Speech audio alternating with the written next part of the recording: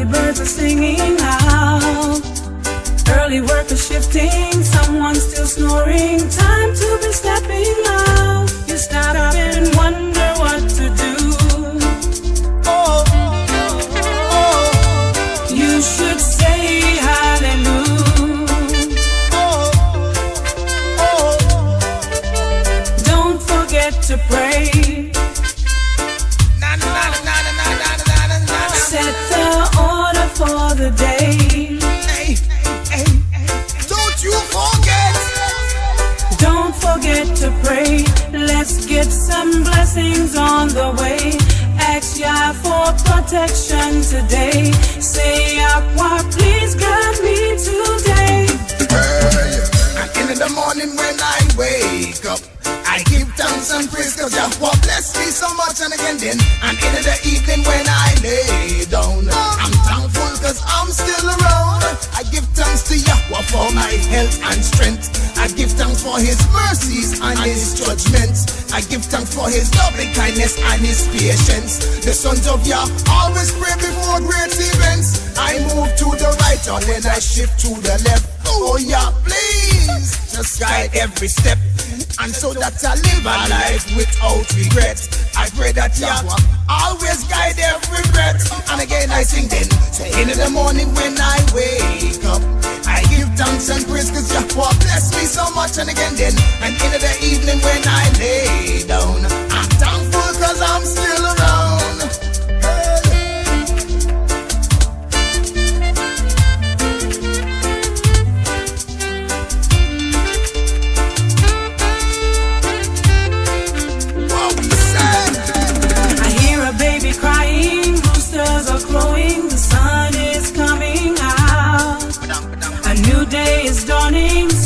To be doing, new thoughts are coming now. You stop and wonder what to say. Call on the Father first today. Don't forget to pray. This is the highlight of the day.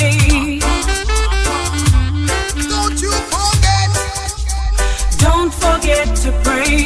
This is the highlight of the day. Bring down some wonders formally. Say, Abba, please bless me today. In the morning when I wake up, I give thanks and praise cause Yahweh bless me so much. And then in the evening when I lay down, I'm thankful cause I'm still around. There's none like Thee in the heavens above. There's none like Thee in the earth, not at all. There's none like Thee on the waters. There's none like Thee. There's none like Thee. There's none like Thee, not up on the hilltops. There's none like Thee, of my salvation you're the rock. There's none like Thee, who keepeth covenant. There's none like Thee. There's none like Thee. Hey, said in the morning when I wake up, I give thanks and praise cause Yahweh bless me so much. And again then in the evening when I lay down, I'm thankful cause I'm still around. Open your eyes this morning, spirits of life are calling. Freedom wind is blowing now. Universal force is working, your higher self is calling. Time to be rising now. You stop and wonder what to do. You should say hallelujah.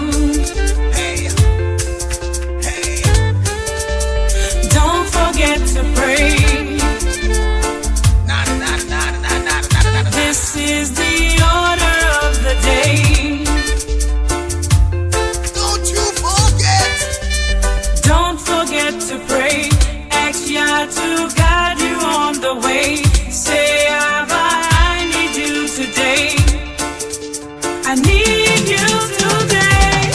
Hey, and in the morning when I, and in the morning when I, and in the morning, in the morning when I, and in the morning when I, and even in the evening time I sing, don't forget to pray. I said, don't forget to pray. Hey, hey, don't forget, I sing and again. you forget. Hey. Don't forget to pray.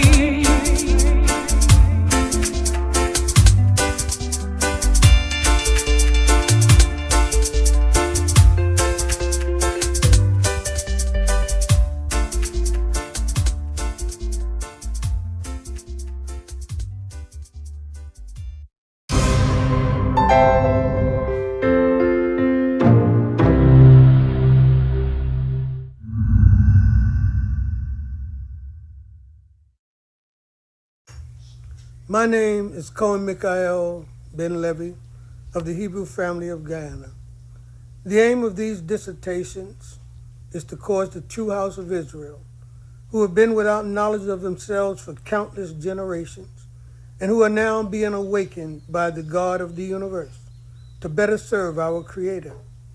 It is our hope that by reacquainting this awakening black nation with their laws and former history, it will hasten our return to our true identity, thereby acknowledging our ancient ancestors.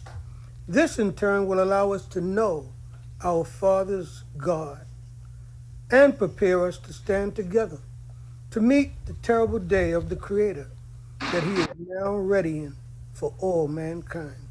May He cause all your minds and hearts to understand. Shabbat Shalom Lakim. I do hope and pray that the Creator has blessed each and every one of you, that He will bless and remember the families that are mourning the loss of a loved one. Unfortunately, there are too many that I know of today, and pray that He will comfort all of those in the Holy Land of Israel and remember us in all the jurisdictions and communities that we have as a people throughout the earth. May He help all of those who are having health challenges at this time. And again, there are many. And we must consider why so many terrible things are happening to human beings on the planet Earth. And in particular, what is happening to us and why it's happening with us as a people. Today, we're going to have somewhat of an overview of what we've been doing. And we all know that our history should not be in 1 month. And as we've said, we'll remind you today it's not a black history that we have. It's a history of a people, and it must be described intelligently. And that means that we must all know and understand that we're talking about the identity of our people. And today we know it. So we're speaking about Israelite history, not only in the month of February, but every single month. Even prior to this year, we were speaking about it, and we'll continue to do it as a people for a lifetime. From generation to generation, we will extol the name of the maker of heaven and earth. So we'll have an overview of that today, and we'll look at some new footage. And I'd like you to take a righteousness test. And when I say that, every individual can do it in their own heart and mind. How do you take a litmus test? You know, they have the term litmus test, and this is a test where they use, again, an acid to try to determine, again, scientific origins. And so we're just making the point that the litmus test for righteousness is the laws and other laws of the Creator, the Torah. How close are we to obedience to the words of the Torah? Every individual, myself included, we all know there's no human being living that has not sinned and violated these laws. What we have to consider is it a possibility that the things that we're experiencing on earth today are because of the violations of the everlasting covenant, the Torah, of breaking these very laws that the Creator said we should not break them, doing things that we were told not to do, and things we were told to do, we're not doing those things. And so there's a lot of trouble on the planet Earth.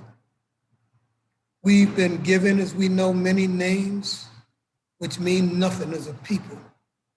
And that's something that we so-called Negroes, colored people, Black people, these names that mean nothing because they're just bywords and proverbs. They're names of non-identification.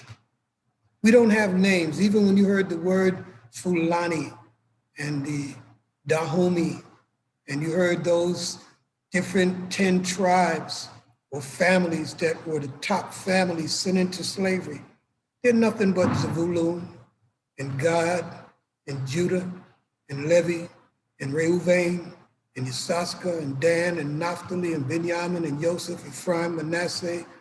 They're just Issachar, all of the families of the 12 tribes of Israel.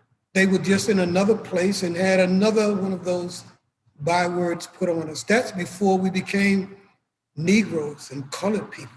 And so you can see that we've had many names as a people, and they continue to call us everything. Some of the low ones, nigger.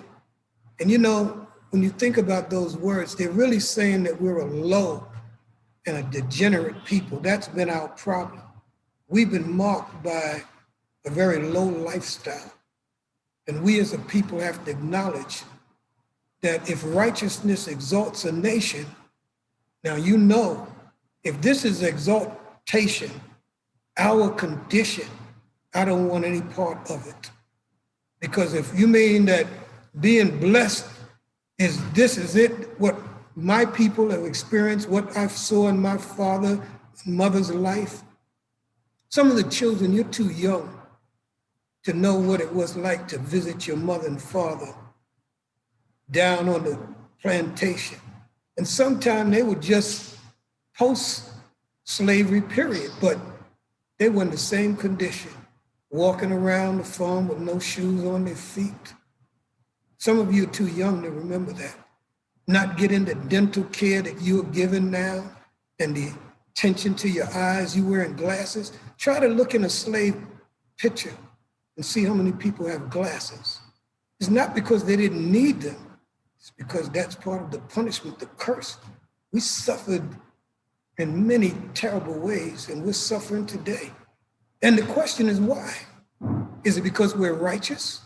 If righteousness exalts a people and lifts them up, then we should be questioning in every quarter of our existence, why has this happened to us? And why are we experiencing such terrible things as a people on earth? We're almost regarded as a no people.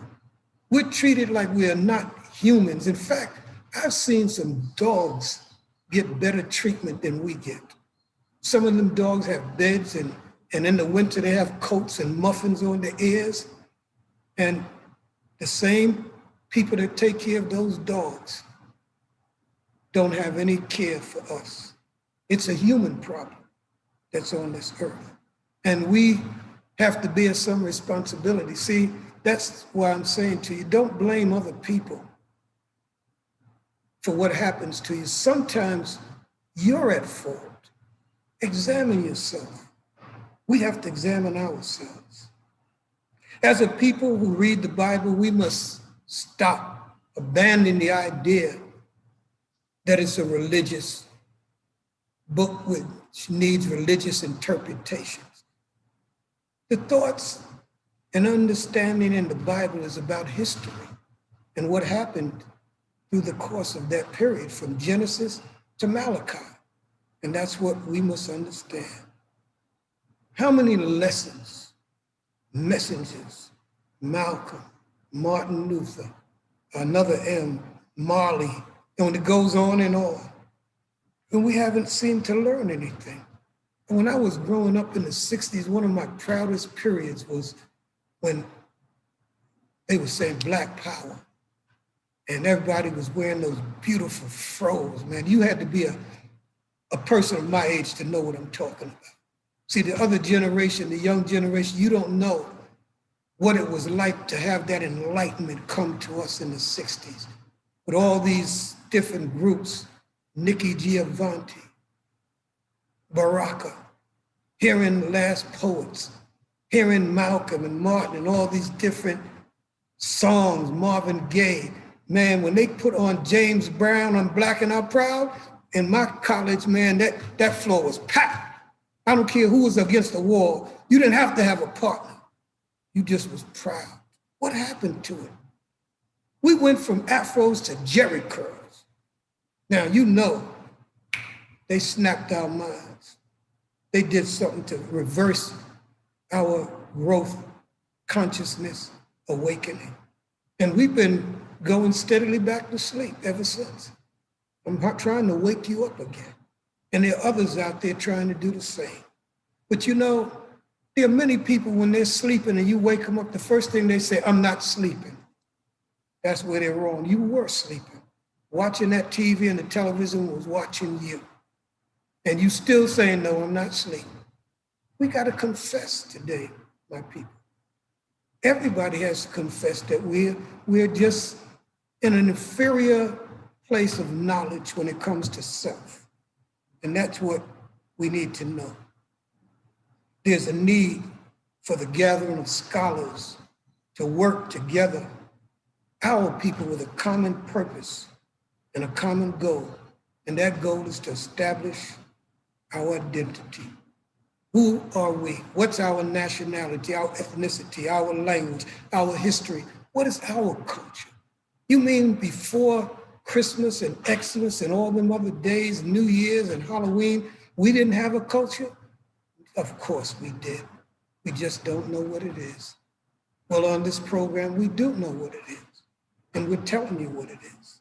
You're an Israelite. You were stripped of your history, your language, your culture, and it was done deliberately.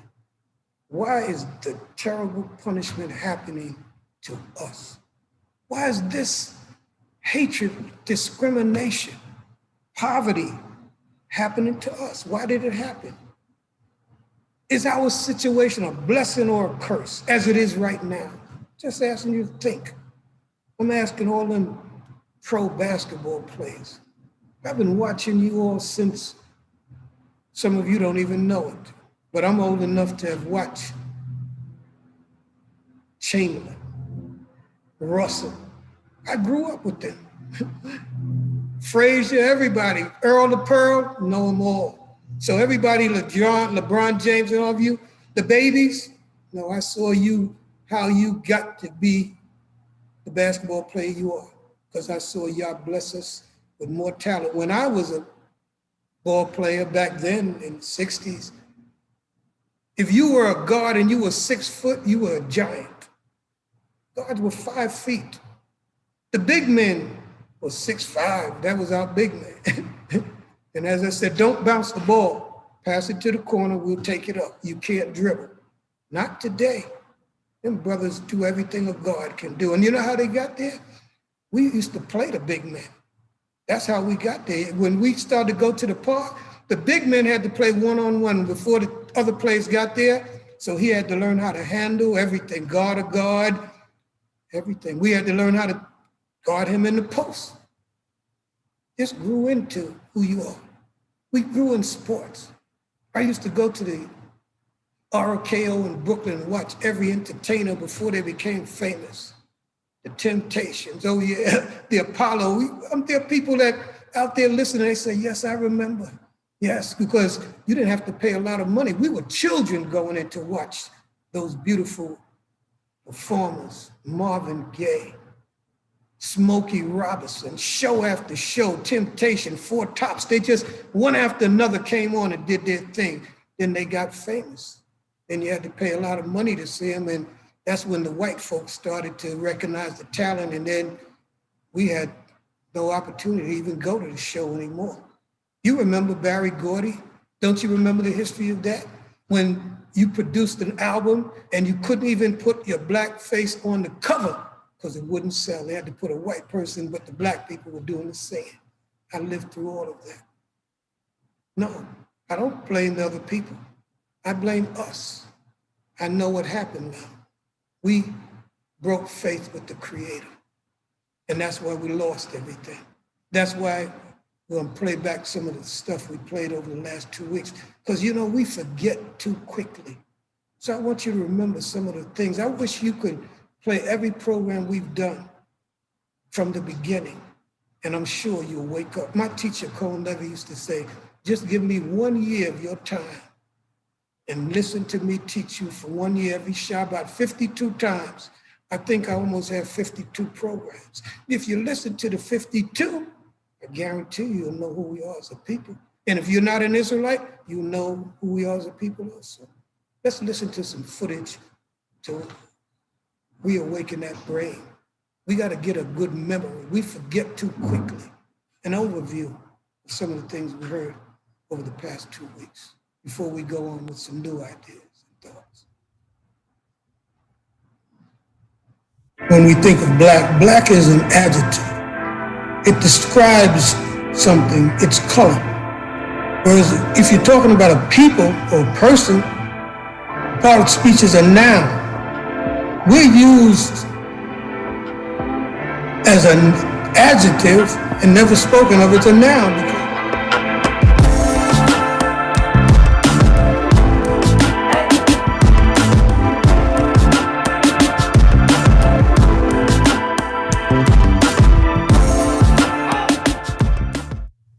Hopefully, as we go through our program, you'll understand the gist behind the title. Let's listen to an understanding of a great leader of ours, teacher, Brother Malcolm. And I'm gonna tell you, God is black. God is black. Everybody knows God is white. Everything the white man taught you, you accepted. He taught you you were a black heathen, and you believed him. He taught you to worship a blonde, blue-eyed Jesus with white skin, and you believed him. He taught you that black was a curse, and you believed that. Did you ever look up the word black in a dictionary? For what? Did you ever study anything that wasn't part of some con? What the hell for, man? Come with me. Black, destitute of light, devoid of color, enveloped in darkness, hence utterly dismal or gloomy, as the future looked black. Pretty good with them words, ain't you? Soiled with dirt, foul, sullen, hostile, forbidding, as a black day.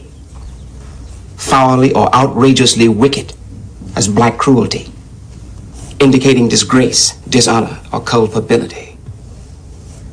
And there's others, black male, black ball, black guard. Yeah, well, that's something, all right. Let's look up white. Here. Read. White.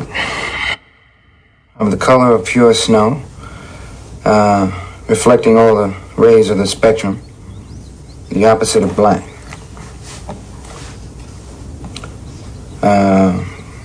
Free from spot or blemish.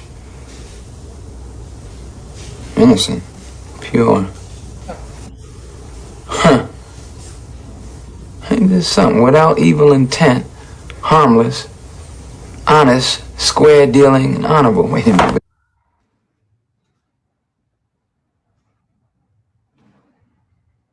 This was written by white folks, though, right?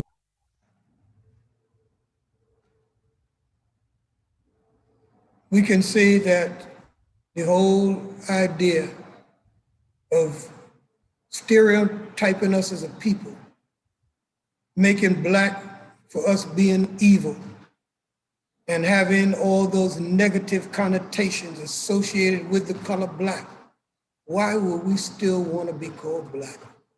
Don't we understand that Malcolm said that over 30, 40, count 50 years and more, and we still haven't gotten it. We're still saying we're black people. When are we going to get more conscious? We're afraid of finding out who we are. What's wrong with us?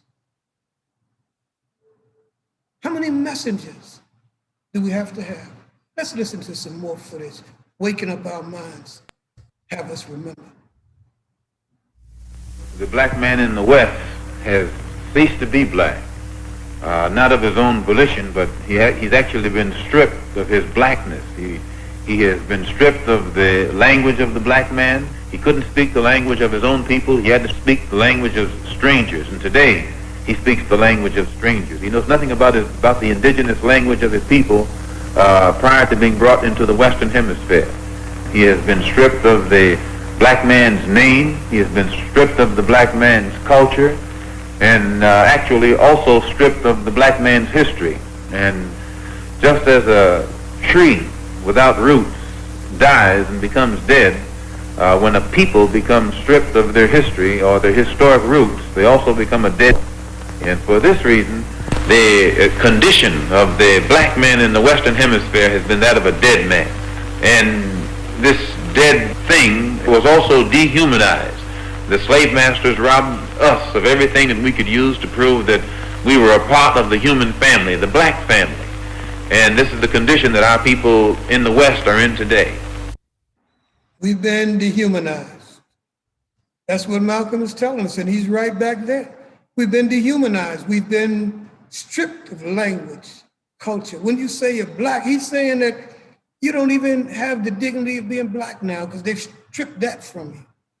Because we have to understand we're a no people and we're in bad, bad shape as a people. Why has all this happened to us? This is the greatest secret of all time. Our ancestry has been a conspiracy embarked upon for over thousands of years. I know that's hard to believe. You just think it just started here with us in the United States of America. No, it did not. This goes back into ancient history. That's why you have to read the Bible. See how many people have oppressed us, how many slaveries we've been into, how many people have hated us in the past. We don't even know who our enemies are. So again, we're in terrible, terrible shape.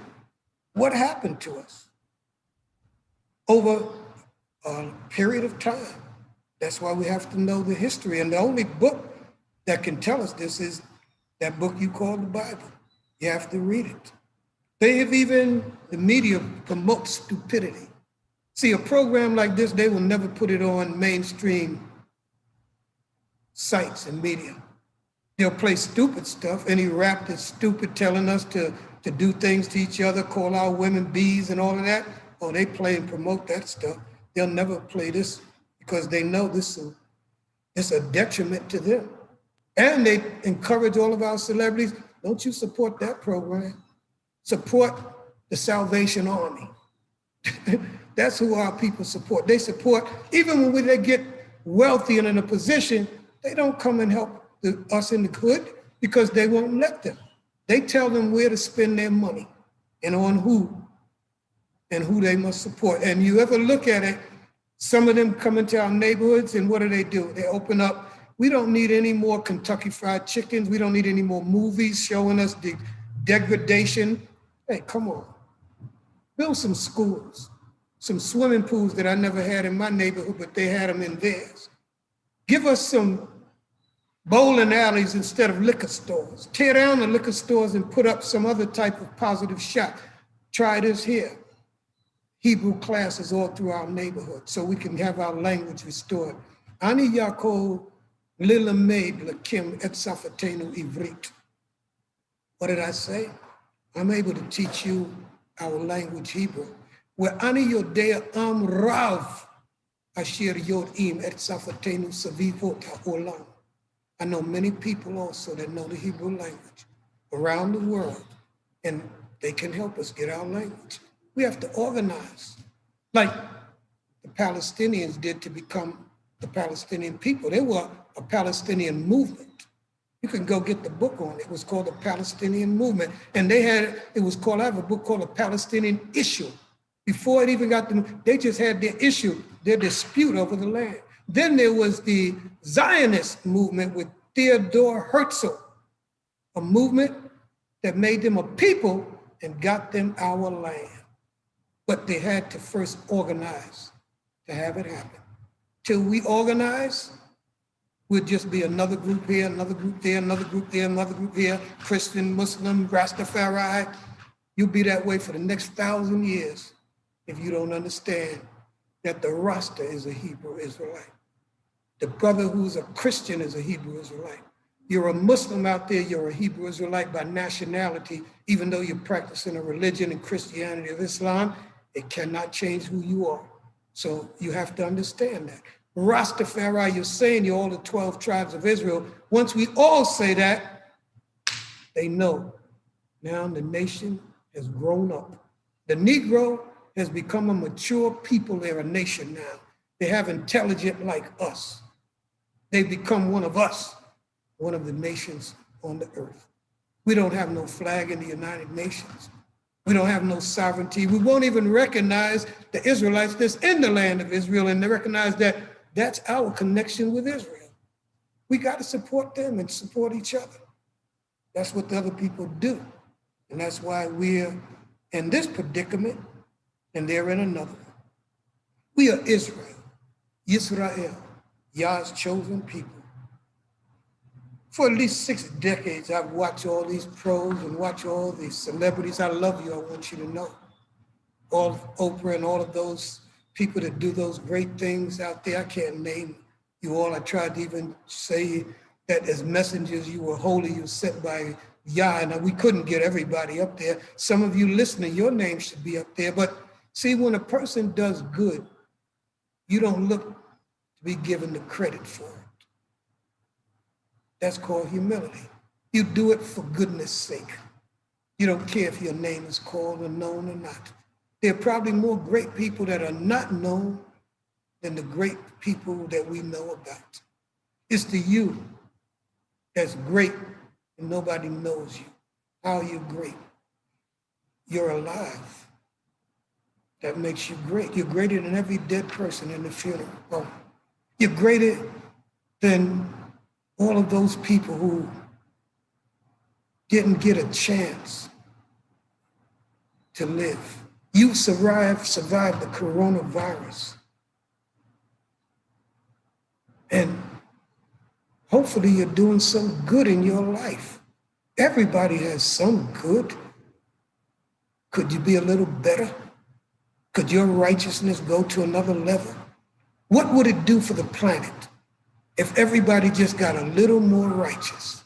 I'm telling you, it would change the planet tremendously. Just take something like, let's take Genesis, the 9th chapter verses, let's go with that and see what maybe that'll stop something. A righteousness exalts a nation. You tell me all around the world, would this help? As for me, behold, I establish my covenant with you and with your seed after you, and with every living creature that is with you, the fowl, the cattle, and every beast of the earth with you. Of all go out of the ark, even every beast of the earth. And so, what did he tell us? That we're not to shed each other's blood. When we got out of that earth, he spoke about the fact that we would not shed blood. Let's see if we can have that read. And surely your blood of your lives will I require. At the hand of every beast will I require it.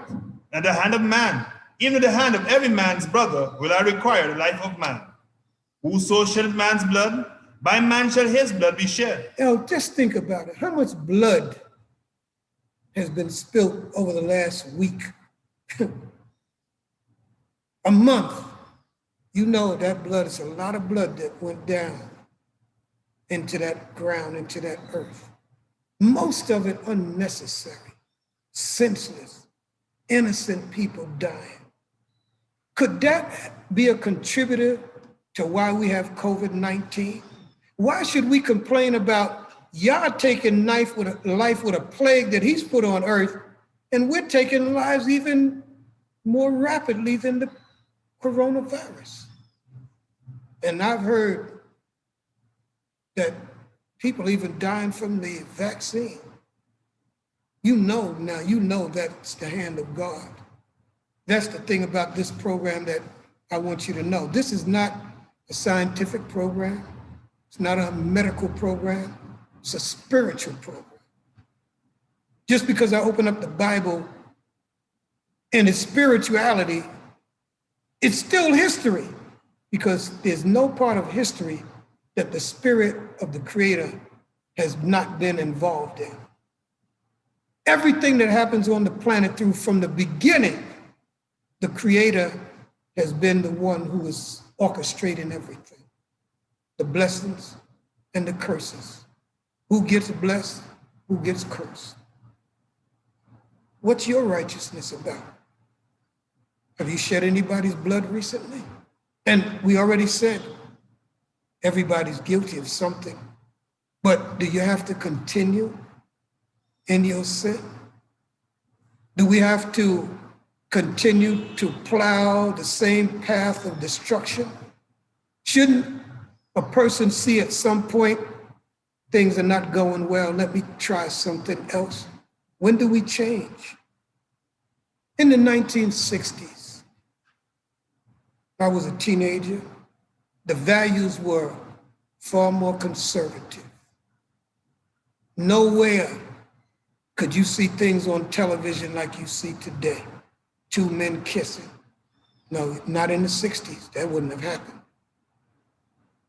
When Ozzie, Harriet, because you don't know Ozzie and Harriet, that was one of them nice shows. And so what happened was, whenever they were going to bed, a commercial came on as they closed the door of the bedroom. That's as close you got to imagining what happened on the other side of the door. Today, there's no room for imagination. They show you everything. That's why our children, they're affected by the planet too. They're involved in sins too, premarital sex, because those values of family and raising children with values and integrity and virtue, they're not taught. Some of the children are babies just raising babies, so they didn't even acquire the parental skills to raise a child. We got a problem on this planet. Let's listen to some more footage in the meantime. A lot to think about. Then we're realizing that our problem in America, that we are black Americans, and we have a problem that goes beyond religion. We formed a group known as the Organization of Afro-American Unity. And the objective of this organization, it's non-religious, number one. Any Negro can belong to it. And the objective of that organization is to bring about a condition that will guarantee respect and recognition of the 22 million black Americans as human beings. We feel that the problem, number one, of the black man in America is beyond America's ability to solve. It's a human problem, not an American problem or a Negro problem. And as a human problem or a world problem, we feel that it should be taken out of the jurisdiction of the United States government and the United States courts and taken into the United Nations in the same manner that the problems of the black man in South Africa, Angola, and other parts of the world, and even the way they're trying to bring the problems of the Jews in Russia into the United Nations because of violation of human rights. We believe that our problem is one not of violation of civil rights, but a violation of human rights. Not only are we denied the right to be a citizen in the United States, we're denied the right to be a human being. Mr. X, may I thank you?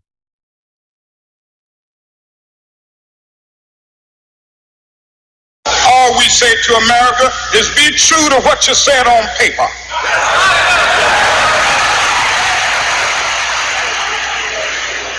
If I lived in China or even Russia or any totalitarian country, maybe I could understand some of these illegal injunctions.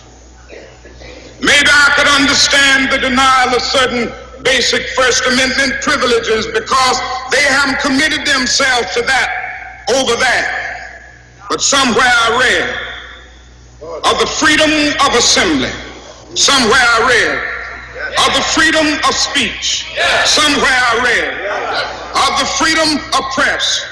Somewhere I read that the greatness of America is the right to protest far right.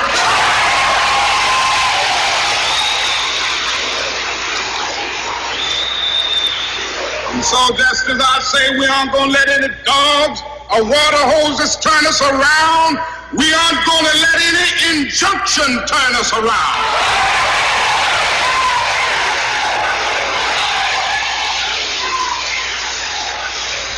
Well, I don't know what will happen now. We've got some difficult days ahead. But it really doesn't matter with me now. because I've been to the mountaintop. I don't mind. Like anybody, I would like to live a long life. Longevity has its place. But I'm not concerned about that now. I just want to do God's will. And He's allowed me to go up to the mountain. And I've looked over and I've seen the promised land. I may not get there with you, but I want you to know tonight that we as a people will get to the promised land.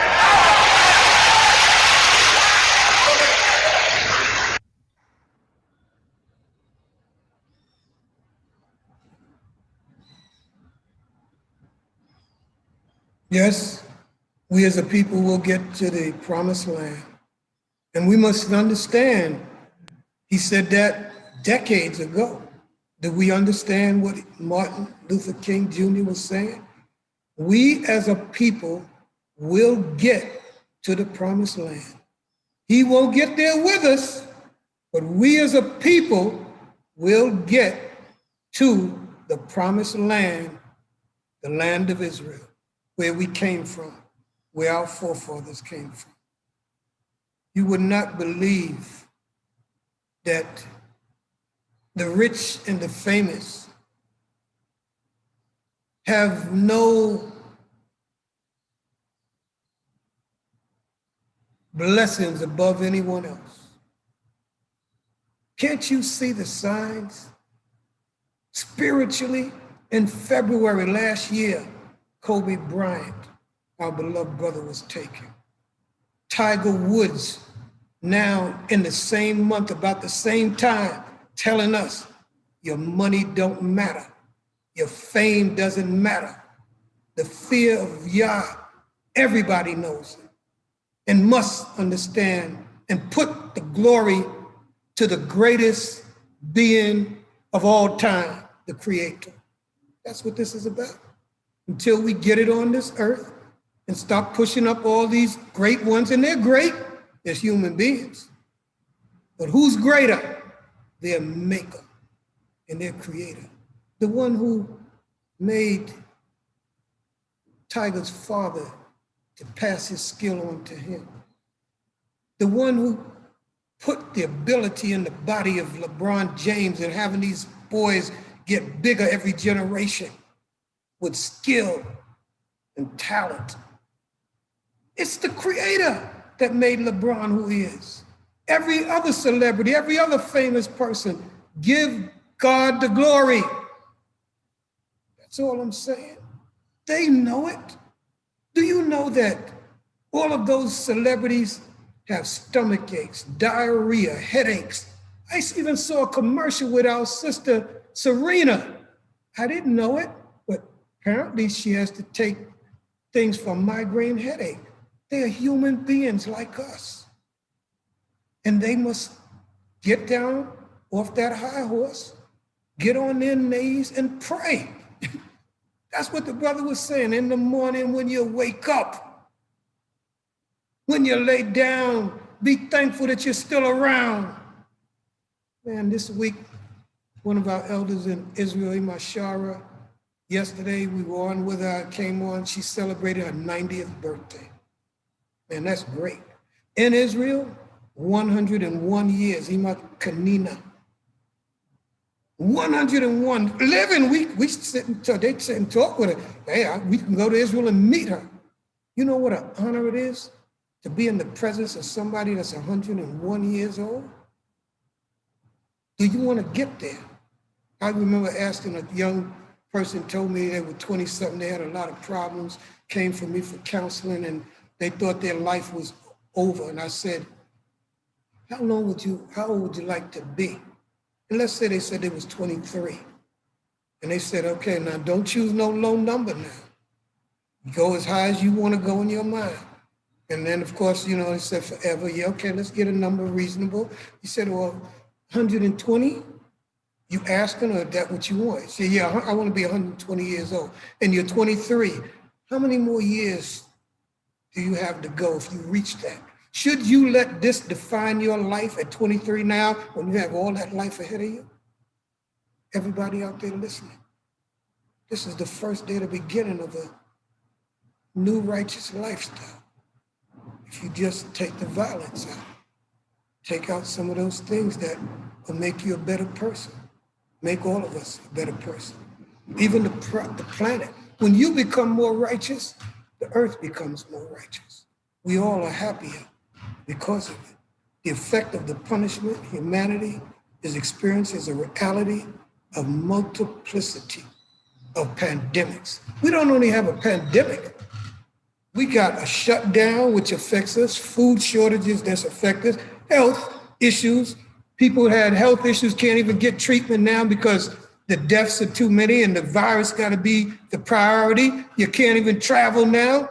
Some of you are suffering just from non-socialization, social addicts. Moses said, I'll stop that. You were going out partying. You probably didn't even say, thank God I got home safe after the party. Now you're in your house. You know, I've noticed that people have gotten more godly and spiritual since the pandemic. It's from the Creator. It's a plague. You could call it science or you want spiritual. No, this is the hand of Almighty. Y'all call him God, Almighty Yah. Now I'm naming the right, the true and the living one that's doing it. You don't have no ambiguity when I say Yahweh. Everybody knows we're talking about the maker of heaven and earth. It's written in every Bible. We've shown you that before. This planet is under curse. Now you may not acknowledge it, but that's what's happening. We are all in this together. The rich, the poor, the black, the white, but let's say in reality, the Germans, the Irish, the French, the Dutch, the Nigerian, the Ethiopians, the Israelites, you get it. Now we're taking that thing to the reality, how we need to speak about people as people. Yes. What am I speaking about? Is not science. No, this is spiritual term because the Creator is a spirit. And I know some of you out there, as soon as you hear me say spirit, you automatically say, oh, he's talking about that ghost again. You out of your mind. You didn't read the Bible. See, you have a spirit in you. Just blow on your hand. Is that a ghost inside of you?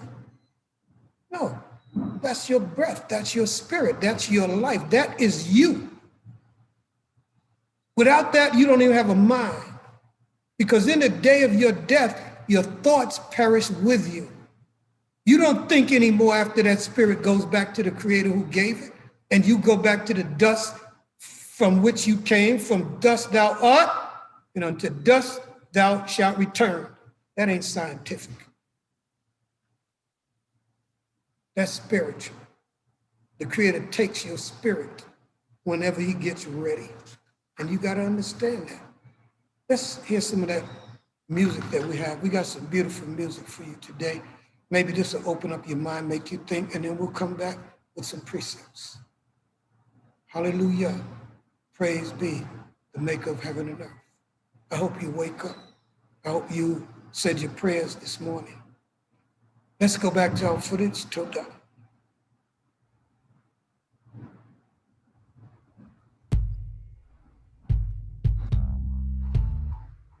First precept. It's your first precept. Get ready to come in. Get ready to.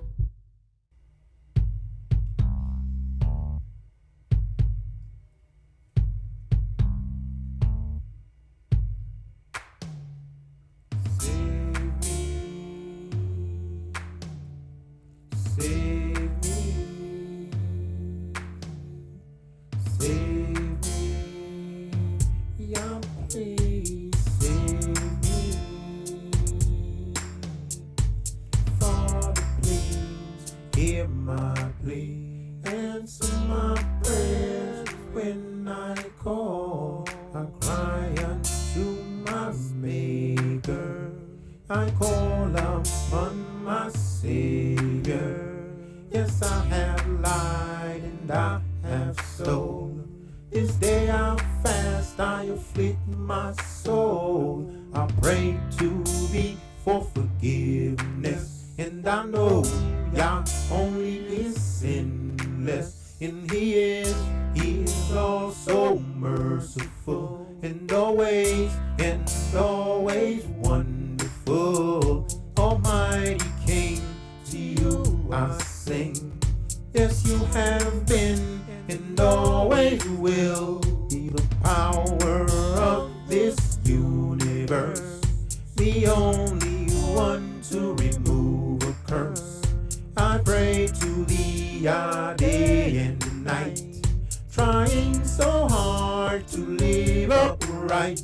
Consider me not unworthy. Please remove my sins from upon me. I'm wrong, and I confess this pain.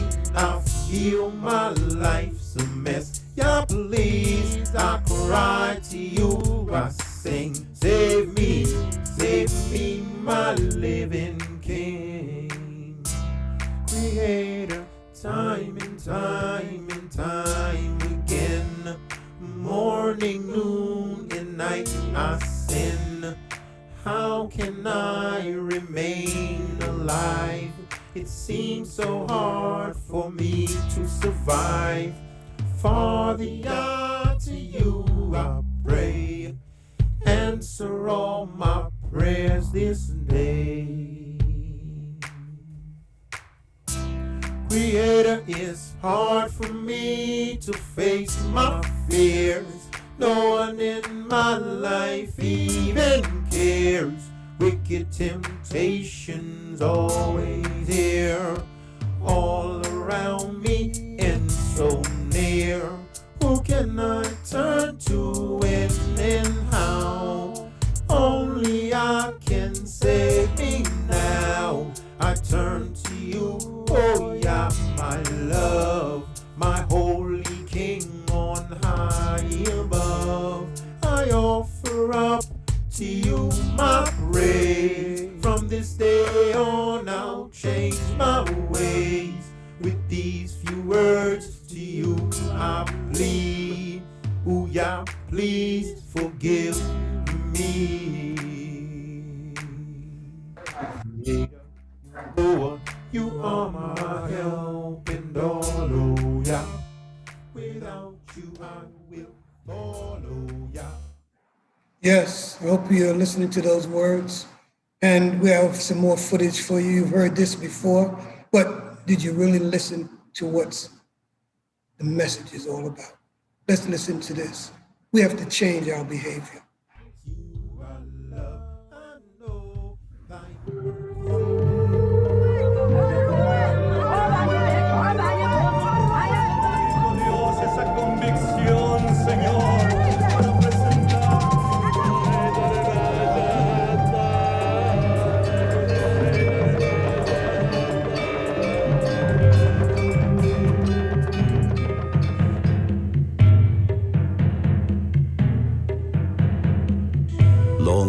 Long ago, when wise King Solomon ordained the construction of the temple in Jerusalem, many skilled craftsmen flocked to the Holy Land to participate in this sacred endeavor.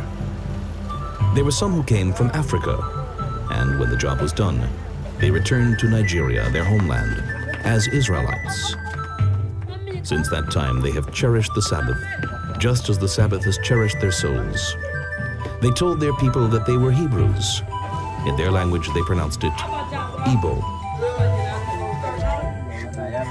I don't know, say I am Bibuna and Israel. Come on, I mua, I akawat Buriam. One of them will the idea, Mamma, Mangi, Tabu and Pacoabu, or Kawabu. The Igbo tribe numbers more than 14 million people, all of whom were nurtured on this legend. I bu agleri wa Ghana mwere niile dị n'Africa n'anya na ọbịbịa onugbu Israel pịakwasịla anyị n'ọya bala anyị n'ekolu ka na anyị n'anya onugbu ahụ na anyị bụ mwere ọ bụrụ ebe eji egwuri egwu maka na akwụkwọ nsọ nke si na side unu wabịa dịka Genesis 46 15-16 n'iri dia iri a anyị chọpụtara na iri a bụ nwa Gad a bụ ụmụ Israel ahụ ka nọ Gad abancha bụ Israel ahụ n'onwe. There might be a slight incongruity here. How can they be the descendants of King Solomon's laborers and of Eri, son of God, at the same time? The Igbo, who have flexible minds, have no trouble leaping from one legend to another. They do not dwell within the confines of Western logic.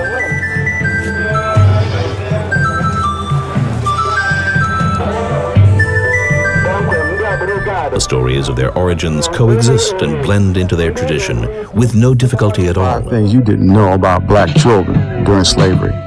Number 1, black children were fed like pigs. Because there were often many babies to be fed, they were fed out of troughs. Children fed like pigs out of troughs and being supplied sparingly invariably fight and quarrel with one another over their meals. Their food often lacked nutritional value and led to malnutrition. Number 2, even children's games were oppressive.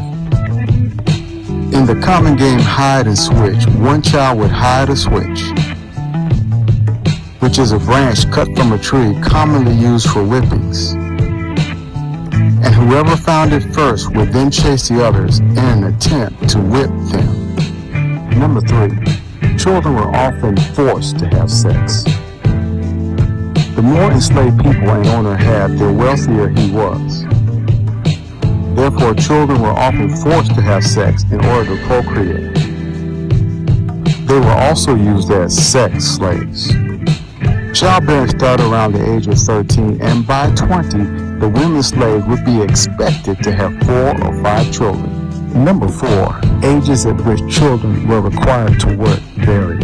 Almost half of the interviewees in the slave narrative collection recall being put to work before the age of 7. Boys and girls were required to take water to the fields, tend to the animal, and care for younger children, among other duties. Number 5, high death rates. Children who were born into slavery were exposed to many traumas. This led to high infant-child mortality rates, at almost twice the rate of their white counterparts. Thank you for watching. After this, I come in. Shalom Alaikum. Again, we hope that you are understanding this footage.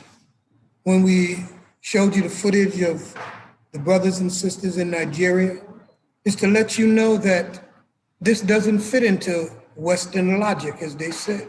You have to know the history of our people, that the tribes of Israel were mixing Judah with Gad and Levi, and so that's how they found us. Many times, not all the members of a tribe were, again, mixed with other tribes, but there were intermarriages between us. And so again, losing our history over time, but through the migration, we began to use all of the names and speak about it in a way that we understood it from the latest and more recent history that we had. The point being that the Nigerians probably had Gad in them. Kenya, we know, had Gadites in that community. The Fulani we mentioned were probably consistent of several tribes. They were the most numerous of the tribes that went into slavery. And of course you had your Yoruba, which was in that category of the Fulani. We mentioned about the Dahomey and Mali, and we mentioned all of them are just bywords and proverbs. The children of Israel going through different names, callings, through various vicissitations of punishment from the Creator over a long period of time. He said they would be of long continuance and duration. And that's why we've been punished as a people for a long time. We should be tired of being beaten and punished. And so I hope we'll wake up. I just want us to listen to a few precepts. Let's take them from our precepts in the book of Deuteronomy, Let's read those precepts. Deuteronomy 6:25, quickly, please, Todah. And it shall be righteousness unto us, if we observe to do all this commandment before Jehovah our God, as he had commanded us. Verse 24:13. Thou shalt surely restore to him the pledge when the sun goeth down, that he may sleep in his garments, and bless thee. In other words, come see. And it shall be righteousness unto thee before Jehovah. See, righteousness is how you treat poor people too, the needy. That's why we have to know that the poor are being given the worst treatment today. And it's been for a long time. And you know who the poor are. Most of them are us and people of color. And that's why the planet is suffering as well. There are things happening in many homes to their children that they should think about and say, is this because of how I'm treating other people's children that now my children are suffering? We all need to examine what we're reaping as a result of what we have done. It says, Deuteronomy 5:29. Ye shall observe to do therefore as Jehovah your God had commanded you. Ye shall not turn aside to the right hand or to the left. Ye shall walk in all the way which Jehovah your God in hath other commanded. words, we have to be steadfast every day. 24 hours a day, we have to do what is right. Righteousness means doing what is right. There's no human being that's not challenged with this. This is not about color. Doing the right thing is about your character as a person. That's what life on the planet has to return to. Humanity, right and wrong, and all of us striving to do the right thing. What is righteousness based on? It's based on the creators. He says that he would count it to us for righteousness and the scriptures. So again, we have to read and understand. Next precept we have again in 8th chapter and 17th verse. And thou shalt say in thy heart, my power and the might of my hand have gotten me this wealth. In other words, what is that precept about? We can't read the whole chapter, but if you read it, you would understand this. The Creator is trying to tell people that if you want to prosper and have prosperity, it's your Creator that gives you the power to get the wealth that you have. If you have that wealth, acknowledge that you were blessed and do good, or you'll lose it, or the money won't mean anything to you. What good does the money mean to you? Millions and billions of dollars. You can't even spend it in your lifetime. You might as well help somebody. What good does all that money mean if you have cancer, if you have an illness that's an underlying condition that doesn't allow you to live your life as a healthy person? You're taking 1 million or hundreds of different types of pills and medications over the year. You get the point. It means nothing. Righteousness prevents you from getting these things. Prevention is better than the cure. Take another precept. Let's go to the book of Proverbs for some simple wisdom with Akusha. Let's take Proverbs 8:8, wisdom. Words of my mouth are in righteousness. All the words of my mouth are in righteousness. There is nothing perverse or crooked in them. Nothing that I'm saying to you. I don't have malice in my heart for any people. It's a human message to everyone on the planet. I always say, yes, charity begins at home. I'm speaking to my people. They are the ones who need this. You are the ones who are the example before other people. I remember when I was living in Brooklyn, I would see Europeans with their children driving by. And I could imagine what they were saying to them as they drove by and looked at us and the children, and their parents would said, you get home and you don't behave, you're gonna be living with those Negro people. You see how they're living? That child go home and eat his spinach. You get the message. In other words, when everybody wants to look at the worst condition of a people, point to us. Nobody wants to be us. They like to party with us. We have a nice time. No. When you go home, they don't want to go in that roach-infested dwellings that we are known for. And of course, we got people living in Beverly Hills. But when they go outside and they go to a store, the guard is watching them as they go through the store too. You have the experience with Oprah to tell you that in France. Just to let you know, we're supposed to see things and learn. I don't know what you're listening to. I don't know who's been teaching you. But if they're not teaching you about the laws of the Creator, which is really the experience of violating them, is why we're going through what we're going. And let's look at something else. Let's go to Leviticus 19, try 9 and go right down the line. Let's see if we're guilty of these things. In Leviticus, the 19th chapter, and we'll see some verses, some more footage after this. 19th verse 9, let's read them quickly. And when ye reap the harvest of your land, thou shalt not wholly reap the corn of thy field, neither shalt thou gather the glean of thy harvest. In other words, we were to leave things in the field. I think we mentioned that before, and that the poor person could go and pick them up. We don't do that. We don't care about the poor. They're given the worst treatment. Even they tell me we're giving out the vaccines. They're doing that with racism and discrimination as well. Verse 11, ye shall not steal, neither shall ye deal falsely. How much stealing is going on? I even heard rich people are stealing. They don't need the money, but they're just kleptomaniacs. You know, when we steal, we need food and bread. Some of them brothers going out there robbing places. It's wrong. That's why we're having the problem on the planet. But what brought you to the poverty that will cause you to steal? I guarantee if you check your life and your parents, some unrighteousness, you're breaking some laws of Yah. Take the litmus test against the Torah. Are you doing this? Nor lie to one another. Oh man, how many people have lied to their spouse this week, last week? How many children have lied to their mother and father? Well, that's why we got that pandemic on this earth, because that lying leads to stealing. After stealing, you're gonna go to another violation, because the more sins you do, the weaker you get. That's why they say the wages of sin is death, because it'll eventually take your life. But righteousness exalts a people. It lifts you up. Read on, Proverbs. No, don't shake.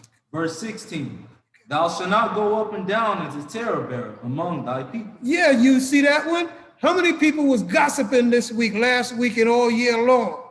That's a sin. We're guilty on this planet. Neither shalt thou stand idly by the blood of thy neighbor. I am Yehovah. In other words, in those neighborhoods, that's where you say, don't squeal in. Yehovah said, no, tell on them. Somebody kills somebody and you know about it, make it known. In our neighborhood, we're doing the opposite of this law. We're not squealing. And so everybody's getting killed and nobody won't say anything, and the criminals go doing whatever they want to do. And if you don't get it, it will continue. Verse 18, thou shalt not take vengeance, nor bear any grudge against the children of thy people. But thou shalt love thy neighbor as thyself. I am Yehovah. Where did the love go? What happened to the love? And I know in the songs that sister says, what's love got to do with it? Because right now in the marriages, love ain't got nothing to do with it. How much you make, how much I make, and it's all about the money and all that stuff. And I'm getting the treatment too, because nobody don't want to be in a bad treatment relationship. And so lying to the spouse, stealing from each other, no respect, holding a grudge against one another. The planet is covered with it. And I don't need to go into the other ones. It tells you here about, again, don't mix up your clothing. People got on garments that's, your body don't know whether you got wool and you want to be warm, or whether you got on some other cotton and you want to be cool, because they've mixed all the materials. These people have mixed up stuff to where you don't even realize they're affecting your body with the clothing that you wear, throwing off your calibration of your body, because you have a vibration. They know how to throw it off. All these things we're not thinking about. What else does it tell us that we've done wrong and violating the covenant, breaking the Torah? Verse 19, ye shall keep my statutes. Thou shalt not let thy cattle gender with a diverse kind. Yes, again, let's go down to some of the serious stuff. that we're doing. Let's try the next verse, please. Verse 26. Ye shall not eat with the blood. Oh yeah, that raw meat you're eating and eating those foods with the blood, that meat with the blood, you say no. You have a law tell you how to kosher it and take that out if you chose to have that type of a diet. There's a law of God, and there's a more intelligent law telling you again. In the beginning, it was a vegan diet. They didn't eat meat. But again, you have a choice. But are you complying with what the law says is the point. If you are, you're doing that one. Which one are you breaking? Because everybody likes to look at their good side, but are you trying to eliminate the wrong, the sins, the unrighteousness in your life? It goes on. Many of our brothers in verse 27, they don't even know this, playing those sports. It's terrible that they're that ignorant. Neither shall you practice divination nor soothsaying. Verse 27, ye shall not round the corners of your heads, neither shalt thou mar the corners of thy beard.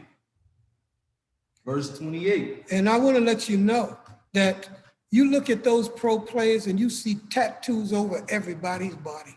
And you know when the black brother, and he's dark skinned and he puts that tattoo, it looks nasty. You can't even see the color like it's on a non-pigmented person. It shows up more, and some of them have it all over their body. But what does that say? You don't like the way the Creator made you, so you're changing it. That's where your sin is taking place. You're not supposed to change how Yah made you. I know it sounds not modern, not in vogue and popular today to not have a tattoo, but I want you to know that's why we have the plague on the planet. That's why we have trouble on the planet. That's why we're getting weather changes and all these other things. It's spiritual. The Creator is not happy with how we're living. Let's listen to some more footage. Kamadi should tell you nicely about what it's all about, what we're doing wrong.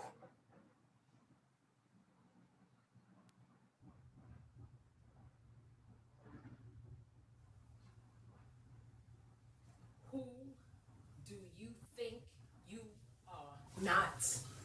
Do you not know that you are more than just a sex fiend? Your creativity exceeds ways and means, spreading thighs to get in between, sowing seeds that you quickly leave. Incredibly powerful is what God deemed you. Confident enough to have dreams come true. You make love believable. Who do you think you are not? Do you not know that you are more than just sperm? Valued, priceless, so much more than the dollar you earn. So tell me, why do you sell your soul for nothing? Baseless thoughts cause you to cross lines, having sex with your cousin when you were the one that God designed for woman to trust in. Women everywhere are dependent on you to stop lusting. Who do you think you are not? Are you enough for me to care about a lot? Unique like snowflakes and raindrops. You can afford to drop the one-night stands. Menage a trois, specializing in thongs, loose and bras, fancy cars, ego-centered wars. Expose your wisdom that makes me sharper. My life partner, you're my knight in shining armor. Who do you think you are not? Woman, who do you think you are not? Do you not know that you're all of that and a bag of chips with dip? Anything broken you can fix, and it doesn't take your lips, sensuous kiss, waistline or hips, giving him a quick hit.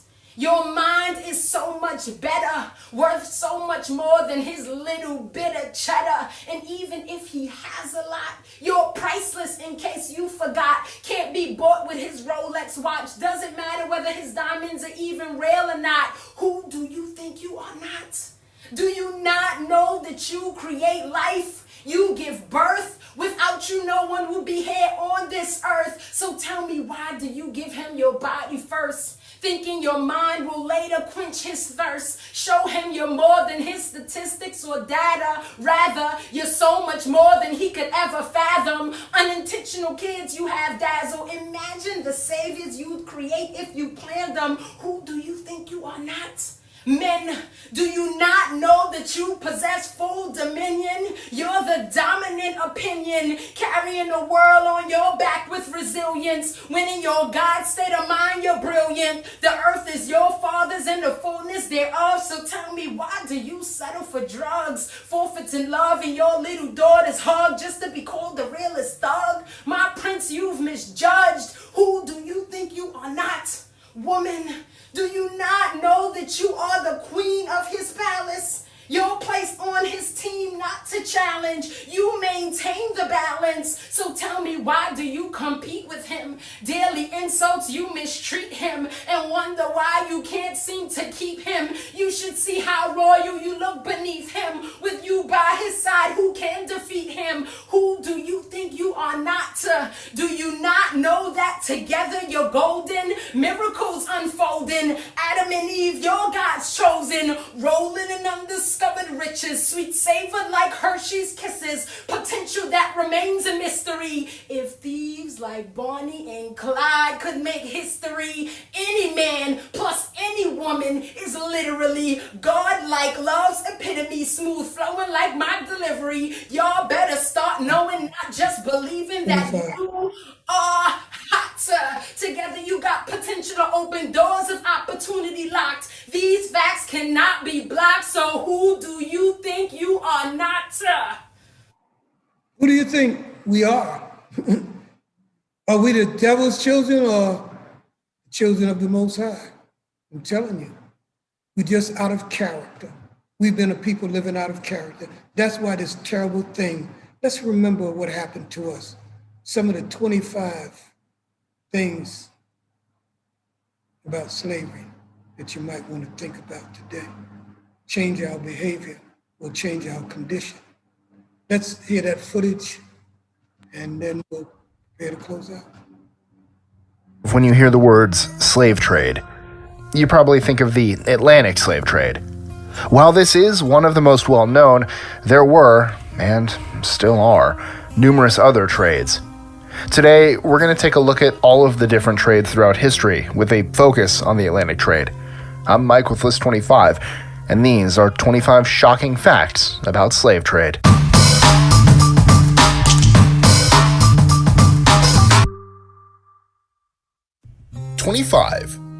One of the first mentions of slavery was in the Mesopotamian Code of Hammurabi, circa 1860 BC. It's worth noting that besides not having a written language, slavery wasn't too popular with hunter-gatherers because it required social stratification. 24. Since the beginning of civilization, post-hunter-gatherers, slavery has played a huge role in society, from the building of the pyramids in Egypt to indentured servitude in England. In fact, at the turn of the 19th century, an estimated 3/4 of the world was trapped in bondage against their will, some form of slavery or serfdom. 23. The first large-scale slave trade was the Arab slave trade. It started in the 7th century and primarily involved slaves being taken from Western Africa to the Arabian Peninsula. Some historians have cited the Arab slave trade as possibly being the initial source of prejudice against darker-skinned sub-Saharan Africans that has unfortunately continued into the 21st century. 22.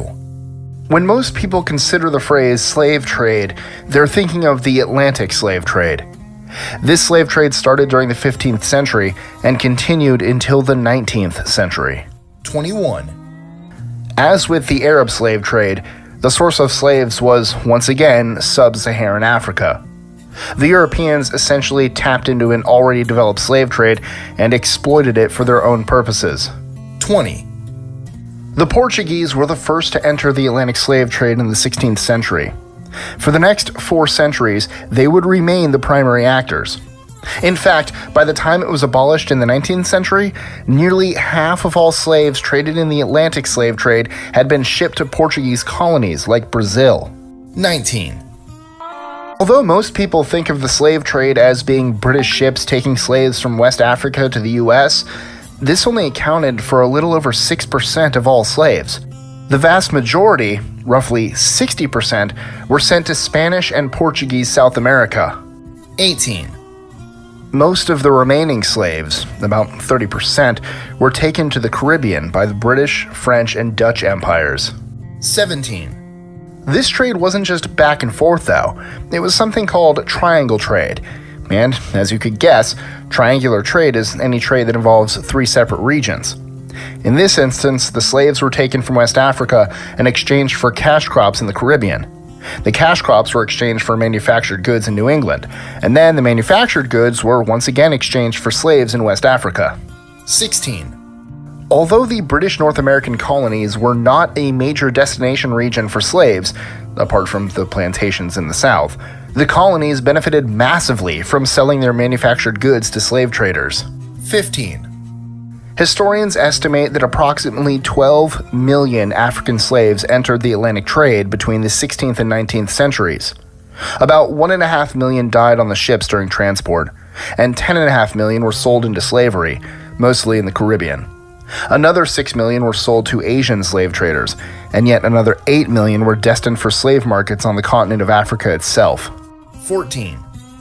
About 4 million more slaves died during forced marches to the coasts of Africa. Since Europeans typically were afraid to venture too far inland, due to disease, slaves were brought to the coasts to be sold by slave traders or opposing tribes. 13. With the arrival of European slave ships, criminals and prisoners of war were typically sold to the Europeans for money rather than being punished as they used to be. 12. Once at the coast, slaves were held in large forts called factories.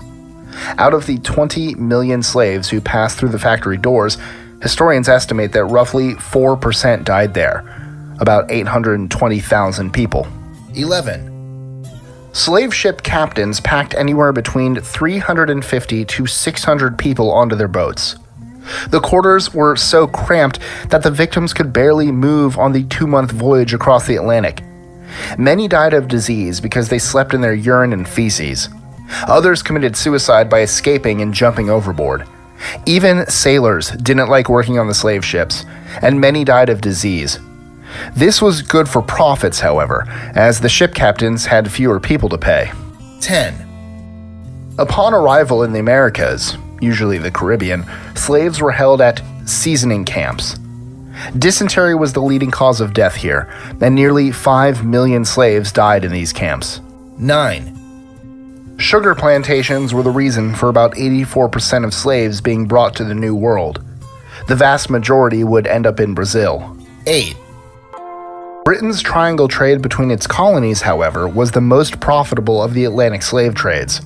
This led to Britain becoming a massive consumer of sugar. It's estimated that nearly 1 out of every 20 pounds in circulation during the start of the Industrial Revolution was derived from the slave trade. 7. So why were Europeans buying African slaves and not vice versa? To make a long story short, it came down to one thing: technology. Although it would have been cheaper to enslave other Europeans, advances in shipbuilding technology made it possible to enter an existing market on another continent. 6. Plantations in the American South, usually less than 100 slaves, were dwarfed in size compared to plantations in the Caribbean and South America, usually more than 100 slaves. This led to high rates of disease in the larger plantations of South America. Death rates in the Caribbean and Brazil were so high and birth rates were so low that slaves couldn't be replaced without a constant flow from Africa. In the US, slaves had a fertility rate that was nearly 80% higher. 5. By 1825, the high fertility rate among slaves in the U.S. led to nearly 1/4 of all black people in the New World living in the United States. 4. This also meant that by the 1800s, most slaves in the U.S. were much farther removed from their African roots than those in the Caribbean and South America. While slaves in the U.S. were 3rd, 4th, and 5th generation Americans, most slaves in the Caribbean and South America had been born in Africa. 3. Both British Parliament and U.S. Congress outlawed the importation of slaves in 1807. While Britain pressured other countries to end their slave trades as well, the internal slave trade of the American South continued until the end of the Civil War in 1865. This finally abolished slavery within the U.S. 2. Although American slaves were meant to be free, Jim Crow laws and segregation prevented blacks from owning homes, being employed, and getting an education. It wasn't until November 2000 that Alabama finally became the last state to overturn its ban on interracial marriage. Although the U.S. Supreme Court had prevented Alabama from enforcing its law, the ban remained on books. 1. Although every single government on Earth has officially banned slavery, it still remains a huge problem. There are actually more slaves in the world today than ever before. By some estimates, up to 50 million people live in modern-day bondage. Most of these slaves are in Southern Asia, over 20 million, but the rest of Asia, Eastern Europe, Africa, and the Middle East all have high levels of slavery as well. Enjoying our lists? Be sure to click that subscribe button in the bottom. What caused all of this to happen to us? Why did it happen? Does righteousness or unrighteousness have anything to do with this? I want to just close out by telling you, yes, it does. Slavery still exists, they say. Even though it's 2021, mental slavery is greater than it has ever been. We have not heard the messages that have come over generations. You can go back to Frederick Douglass, to everyone who tried to escape, Harriet Tubman. We're still happy with living and sleeping with the enemy. We have to wake up, get some knowledge, and live in love with everyone, but we cannot continue living without changing ourselves, because our condition will never change until it does. 2 final precepts. Let's listen to the book of Isaiah. Isaiah 66, 1 and 2. Thus saith Jehovah, the heaven is my throne, and the earth is my footstool. Where is a house that he may build unto me? And where is a place that may be my resting place? For all these things hath my hand made, and so all these things came to be, saith Jehovah. But on this man will I look, even unto him that is poor and of a contrite spirit, and trembleth at my word. Humble person who trembles and gets goosebumps because of the words of Yah. I hope you felt the truth and the sincerity of the message, and that you will change and work, every one of us, every day, to do the right thing. It tells us this is the way, maybe, to our salvation. Zephaniah, 2nd chapter, 3rd verse, is where we end our message. Seek ye Jehovah, all ye humble of the earth, that have executed his ordinance. Seek righteousness, seek humility. It may be ye shall be hid in the day of Jehovah's anger. Seek righteousness, seek humility every day. Try to be a better person. Take the arrogancy out of your spirit. Show some love to everyone you meet. Shabbat Shalom, the Kim. May Yah bless all of you, bless your families. Be'ahava, ani b'deber l'Kim. In love I speak to you. Shabbat Shalom. L'kol ha'adama. Yevareka Yehovah, Yeshmareka. Ya'ir Yehovah panayu aleka wikuneka. Yisa Yehovah panayu aleka. V'yasem leka shalom.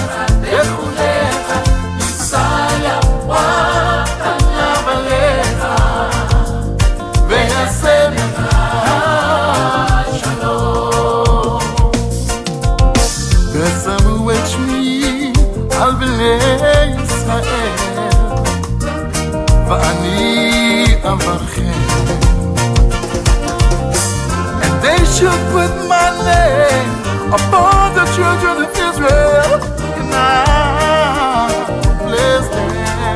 Sing it.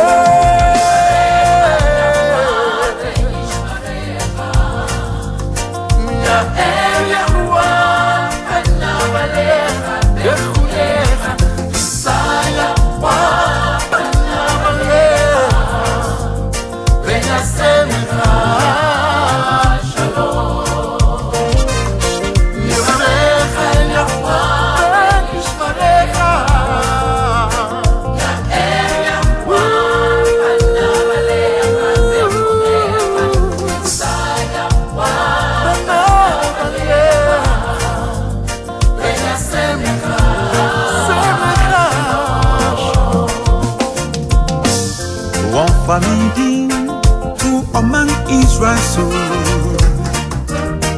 Namidi Mishira wa family to among Israel so Namidi Mishira